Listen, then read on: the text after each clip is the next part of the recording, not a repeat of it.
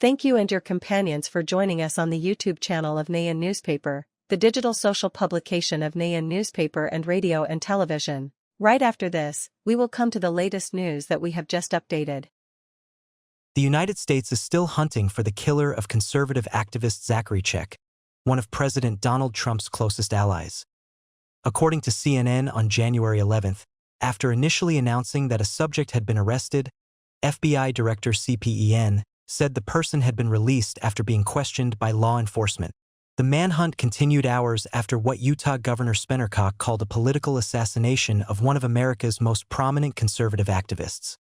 Governor Perpetrator later said law enforcement was questioning another person of interest. This was not the person who had been arrested and released earlier. But immediately after announcing the information, Mr. Cox sent a message at a press conference to whoever did this. He said he would find the culprit, bring him to trial, and hold him accountable to the fullest extent of the law. According to an announcement by the FBI director on the X network, the second suspect was also released after an interview. Mr. Patton said the FBI had set up a digital line to receive information about the shooting of the activist.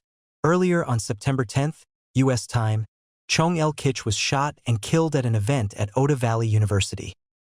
Video from the scene showed Kitch speaking to a large crowd when a shot rang out. Kitch appeared to collapse in the chair as the camera quickly moved to another location and screams of panic were heard. President Trump expressed his condolences on social media and ordered flags on government buildings to be lowered to half-staff until September 14. The American flag at the White House was lowered immediately after the president's order. According to TAS, the White House owner pledged to hold accountable all those who incited violence and repression with political motives. In a video message posted on the platform following the assassination of conservative politician Chuck Leck, Mr. Trump emphasized, "My administration will find every single person who participates in this crime and other acts of political violence, including those who fund, support, and target judges, law enforcement, and all who maintain order in our country." The White House boss declared that the violence was a tragic result of the constant smearing of dissent. Day after day, year after year, the political violence of the radical left has harmed too many innocent people and taken too many lives. President Trump affirmed that an assassin tried to silence him with a bullet. But he failed because together we will ensure that his voice, his message, and his legacy will be passed on for generations to come. After the incident, American politicians and officials were extremely shocked. Former President Joe Biden tweeted that there is no place for this kind of violence in our country. This kind of crime needs to stop now. Diane and I pray for Chek's family and everyone involved. Meanwhile, Vice President Diane Navidven quoted President Donald Trump's post with a prayer for Chek to rest in peace. Thousands of people across France took to the streets on September 10th in slogan-laden protests, blocking everything in a show of discontent with President Emmanuel Macron's administration, his proposed budget cuts, and the country's entire political class. In Lille, in the southeast of the country, protesters blocked a road through the city and set fire to trash bins. In the western city of Nantes, police used tear gas to disperse crowds. In the southern port city of M, police also stopped about 200 protesters who tried to block a main road. In Munier, in the southwest, police clashed with protesters who were setting up barricades to disrupt traffic at a roundabout. Demonstrators carried banners calling for President Macron to resign. In the capital Paris, police said 132 people were arrested during the protests. According to the AP news agency, groups of protesters repeatedly tried to block the Paris Ring Road during the morning rush hour. They set up barricades and threw objects at police, while blocking traffic. France 24 channel quoted Paris officials as saying that about 1,000 people tried to enter the Gaulle but were stopped by riot police. Christopher Lalenda, a teacher who took part in the protests in Paris, said he was protesting against budget cuts proposed by the government of former Prime Minister Francois Bayrou, who was ousted earlier this week. Said Bayrou had been ousted, now his policies must be scrapped. He also called on authorities to allocate more budgets to schools and hospitals. At another protest in the city, Amala, a union member, said the protests were meant to send a message to all workers in the country that we will not give up. The struggle continues. It is also a message to the government that we will not back down and that if we must die, we will die with dignity. While high-speed trains and most of the Paris metro system are still running normally, rail services and some flights have been disrupted, including at the capital's main airport. Around 80,000 police have been deployed nationwide to deal with the protests. Interior Minister Bruno Retailleau has warned that there will be no tolerance for any violence. The blockade movement emerged in May among right-wing groups but has since been taken up by left-wing and far-left groups. The movement has no central leadership and is organized on the fly, using social media as a platform. It is reminiscent of the Yellow Vest anti-government protests of 2018 that proved a major test for President Marc Rong in his first term. The blockade is also seen as the first test for new Prime Minister Sébastien Lecornu, is a close ally of President Macron and has been defense minister for the past 3 years. Florent, a protester in Lyon, said President Macron's decision to appoint a close ally as Prime Minister was a slap in the face to the public. "We need change," he said.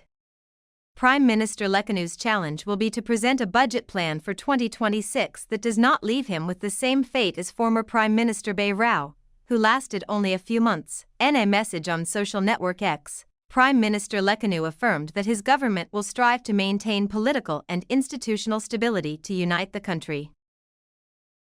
The anger of Nepal's youth over rampant corruption in the country has not cooled down, even though the military has taken absolute control of security. Among the many buildings set on fire by protesters was the Hen Hotel in the capital Kathmandu. According to many reports, this is the tallest hotel in Nepal. A video taken by a drone camera shows one side of the multi-story hotel, completely charred and billowing smoke. Another video shows the fire spreading to other areas of the high-rise building. A huge column of smoke rose into the sky. According to the CMU Heat report, a fire department official said that most of the hotel's structures and assets were burned. In addition, many other iconic buildings were also set on fire, including the Parliament Building, the Supreme Court, and especially the headquarters of the Ministry of Health and Population of Nepal. Designed by an American architect who pretended to be Louis C. In 1965, the building was once a destination for architecture students from around the world to visit and study. As the situation continues to escalate, social media is also flooded with videos of protesters expressing their anger at the political elite. An unverified video appears to show protesters chasing Nepal's finance minister into a river. ST said it could not independently verify the authenticity of the clip or the identity of the man in the video. According to many Nepalese media outlets, the Houston Hotel in Kathmandu was targeted because of rumors that the son of former Prime Minister Shri Badu Deb and Nepal's Foreign Minister Azu Rana Deb had recently bought a majority stake in the luxury hotel. Protesters, reportedly angry at the ostentatious wealth of the political elite, stormed the Han Kathmandu, Nepal's tallest hotel, and set it on fire. Notably, Mr. Deb and his wife were also attacked by a group of Gen youths when they stormed the family's residence in Kathmandu. The Hilton Kathmandu Hotel, developed by the Shanka Group, has encountered many obstacles during its construction, especially during the COVID-19 pandemic when the project had to stop in the capital of Nepal. The 64-meter-high hotel is located in the Nazan area, officially opened in July 2024. With an investment of about $94 million. Han Kathmandu is the tallest hotel in Nepal, providing 176 rooms and almost luxury for international guests. The hotel land case also caused controversy on Twitter. A social media user commented that this is Hilton Kathmandu, Nepal. Any multinational corporation will have to consider 100 times before investing in this country. There are photos that are enough to spread fear for a long time. Another wrote a 5-star Hotel Houston in Kathmandu while the youth burned down their own properties and businesses. Soon, such incidents will only increase poverty. Nepal police said on March 10 that more than 13,500 prisoners had escaped from prisons as Nepal grapples with days of protests against the government. Nepal police spokesman Bin Jim told AFP that 3 policemen were killed on March 9 and more than 13,500 inmates had escaped from prisons across the country. Nepal's Thai Republica reported on March 10 that thousands of prisoners had escaped from prisons across the country since March 9. A total of 3,300 inmates had escaped from the central prison and 1,500 from the NU prison in the Lulutlipu area.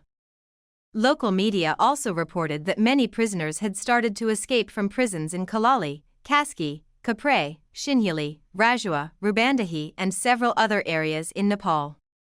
According to the local newspaper Bingwarakan of India, many prisoners even tried to snatch weapons from the police force and tried to cross the border from India, causing chaos and threatening security in the border area.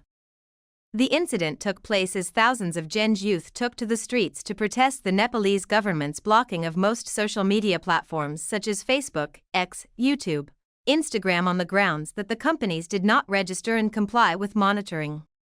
The wave of violent protests quickly turned into a movement to protest the government and denounce corruption among the Nepali political elite. By the evening of September 10, Vietnam time, the Nepalese army had regained control of the capital Kathmandu. At the same time, the Civil Aviation Authority of Nepal announced that the main international airport in Kathmandu had resumed normal operations.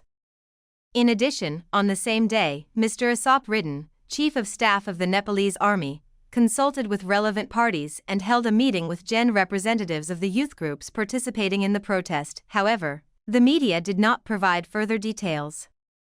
As of 10th, the Nepalese Ministry of Health said the death toll from the protests had risen to 25 with 633 injured. As extremist groups have infiltrated the protests in Nepal and committed acts of vandalism, sabotage, looting, and targeted attacks on individuals and property, the military has warned that such acts may continue, making it necessary to impose a nationwide curfew to protect peace and security. Accordingly, the curfew will be in effect until 5 p.m. on April 10th. A nationwide curfew will be imposed until 6 a.m. on April 11th. During the curfew, essential services will be allowed to operate, including ambulances, hearses, fire engines, and vehicles carrying medical personnel and security forces. At the time, the authorities asked service providers to coordinate with local security forces for permission to move. The Nepal Army expressed gratitude for the cooperation shown by the people so far and expressed condolences over the loss of lives and property in the past few days due to the protests. At the same time, the Nepalese Army has called on the people to support the ongoing efforts to prevent illegal activities during the protests. The Army said that discussions are ongoing between the concerned parties to resolve the situation politically. However, it also warned that any protests involving vandalism, looting, arson, or attacks will be treated as crimes and will be dealt with severely by the security forces. The Army also appealed to veterans, civil servants, journalists, and the public not to spread or listen to rumors and rely only on official information. The statement stressed that the Nepalese Army remains committed to ensuring security and humanitarian relief for all Nepalis under all circumstances.